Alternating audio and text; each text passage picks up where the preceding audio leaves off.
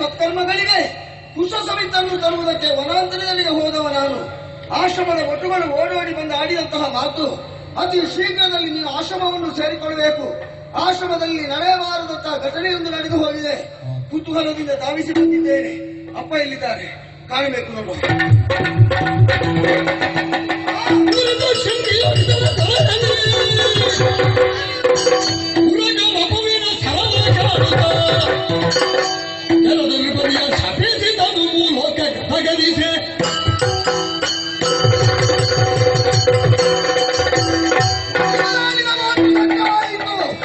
ಋಷ್ಯಾಶ್ರಮದಲ್ಲಿ ಇಂತಹ ವರ್ತನೆ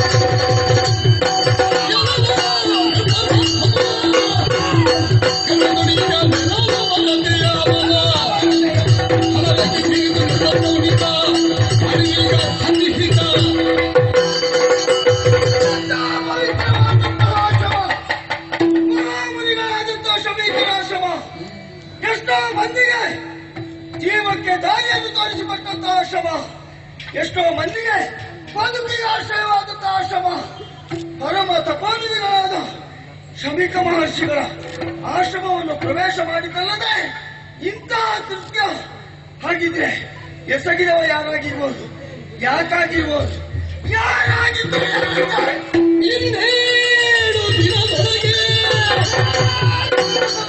ತಕ್ಷಕ ಬಂದು ನಿನ್ನ ಕಚ್ಚಿದ ಗಳಿಗೆ ಮಣ್ಣು ಗೂಡುವೆನಿದ ಸಣ್ಣ ಮಾತಲ್ಲ ಮುಕ್ಕಣ್ಣ ನಾಡಿ ಹಿಂದೇನು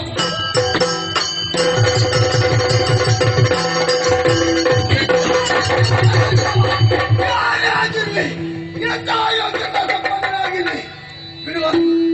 ಯಾರು ಮನ್ನಿಸುವುದಕ್ಕೆ ಸಾಧ್ಯವಿಲ್ಲದಂತಹ ಅಪಹಾರ, ಸತ್ತ ಹಾವನ್ನು ನನ್ನ ಅಪ್ಪನ ಹೆಗಲಿಗೆ ಆಚೆ ಆಶ್ರಮದಿಂದ ನಡೆದ ಬಿಡಲಾರನು. ಯಾವ ಹಾವಿನಿಂದ ನಮ್ಮ ಆಶ್ರಮವನ್ನು ನಮ್ಮ ಕುಲವನ್ನು ಅಪಮಾನಿಸುವುದಕ್ಕೆ ಮುಂದಾದ ಅದೇ ನಿನ್ನ ಸಾವಿಗೆ ಕಾರಣ ಆಗಬೇಕು. ಹಾವಿಗಳ ರಾಜ ಆ ತಕ್ಷಕ ಇಂದಿನಿಂದ 7 ದಿನಗಳ ಒಳಗಾಗಿ ನಿನ್ನನ್ನು ಕಚ್ಚಿ ನೀನು